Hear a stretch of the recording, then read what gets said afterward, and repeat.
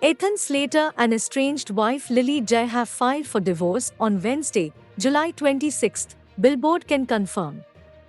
The reason listed for the divorce is not currently clear. The musician also spoke out against the SpongeBob SquarePants, the Broadway musical star's budding romance with his Wicked co-star Ariana Grande. Ariana's The Story Really Not a Girl's Girl, Jai told Page 6. My family is just collateral damage.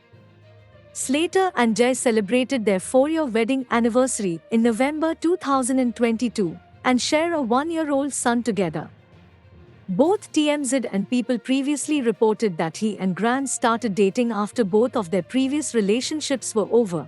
The Thank You Next singer reportedly called it quits with husband Dalton Gomez in January, though they have yet to announce their split. The story is her and Dalton, Jai added to Page 6. Grande plays Glinda opposite Cynthia Erivo's Elphaba in John M. Chu's upcoming live-action film adaptation of the Broadway show Wicked, which will be split into 2 parts. In the film, Slater is playing Boke, a munchkin boy who, fittingly, has a crush on Glinda.